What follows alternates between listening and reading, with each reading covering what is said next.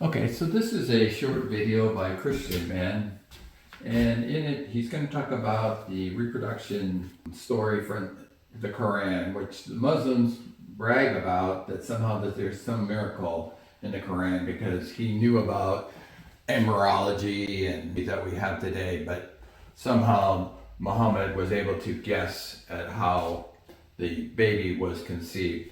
So let's hear what he has to say. It's a very interesting video.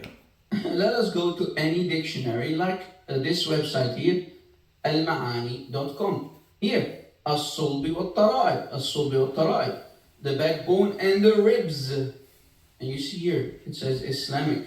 So it's talking about the Quran basically, right? The word sulb refers specifically to the male member. The word sulb refers specifically to the male member. What about Tafsir al-Tabari for chapter 86, ayah 7? Is he good enough for you? قال ابن زيد يخرج من بين الصلب والترائب الترائب الصدر وهذا الصلب وأشار إلى ظهره. Semen of women and men. Yes, women in Islam have semen too. Ibn Zayd said in his saying, الترائب, the chest of the woman, that's where semen comes from. And this is a sulb, the backbone of a man, and he pointed to his back. So semen comes from the backbone of a man and the chest of a woman. What about the words of Muhammad, the Prophet of Islam? Are those enough for you? This is Sahih al-Bukhari, hadith number 3334. Narrated Anas, the Prophet said, then Allah will say, while you were in the backbone of Adam. So according to Allah, you are in the backbone of Adam. Now if we scroll down to the Arabic part, we see that it says, وَأَنْتَ فِي صُلْبِ Adam, وَأَنْتَ فِي صُلْبِ Adam. Don't tell me that you are in the penis of Adam. No, the Arabic say صُلْب. صُلْب Adam means in the backbone of Adam. Okay, so this is Hamza's den, and this is the original video that the first video talked about. This is Imran talking, answering the question from Rob, MTT, and he's going to explain to him about why he's wrong and why his conception is wrong about the Quran and what it talks about in embryology. And if you can sort of just allow me to do that, because you're sort of struggling, you're fighting with the explanation. I understand why, because it's not going the way you would like it to go, but that's the problem, you see. Rob, have a look at the screen, yeah? So this is a Muhammad Assad translation. This is the Muhammad Assad translation, yeah? It says, talking about verse 86:7. It talks about this fluid issuing from between the loins of the man and the pelvic arch of the woman. So I specified this word tara'ib as something specific to the woman. Now, if you look at the note that he makes, this is what he says. This just confirms what I was saying from the Lane's lexicon. The plural noun tara'ib, rendered by me as pelvic arch, also has the meaning of ribs or arch of bones. According to most authorities who have specialized in the etymology of rare Quran expressions, this term relates specifically to female anatomy. Okay? So this is evidence for you. Okay, Rob, so this is evidence for you. The arch of bones is plural. It cannot be singular, so it's plural. So there has to be arches of bones, and the women have one arch in the pelvic region. It's just a single arch. But Muhammad was pointing to the back. So he believed that his taribib is at the back of his body. And with that in mind, we can see that the translation, when you go to the Quran, it says, and the ribs. Another piece of evidence for you on top of everything else that's explained, that this word tara'ib that you're saying is ribs is something that's specific to the female anatomy, i.e. it's not ribs as you understand it, and we're referring to arch of bones. It's not really as Rob understands it. It's what the scholars has also put for the translation of tarib. The scholars say the three translations are the chest, the upper part of the chest between the breasts and the clavicles, and the ribs. So Rob is not far off. The question you're asking, and let's sort of get back to the question, is in the formation of the human being, what liquid is it that could be coming from the woman? What can this possibly be? And we're not talking about the lubrication, because that doesn't help. Correct. Yeah, that's not what we're talking about. So that your problem here is Rob, is that you don't know enough about the female anatomy or any anatomy to be able to even have an opinion on the subject. But you're insisting that there is a scientific error on the science you don't understand. And that's really an unfair suggestion that he doesn't know enough about the female anatomy to make an opinion on it. Rob's knowledge of the female anatomy or embryology is not important in proving the contradiction in the Quran 86:7.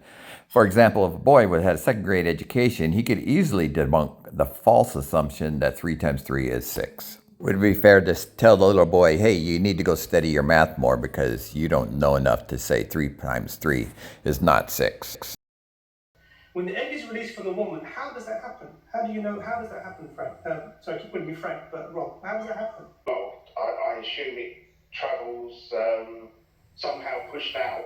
I'm not sure if it's the Tafsir Jalalain or it's possibly Ibn Kathir. Come about science, mate. Come about science, mate.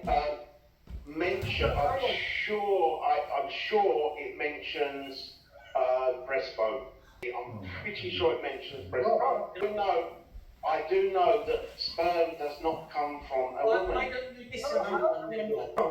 Neither the Quran nor anyone else has said that sperm comes from the woman. I've told you specifically what the Quran is saying. I've talked about the Arabic words.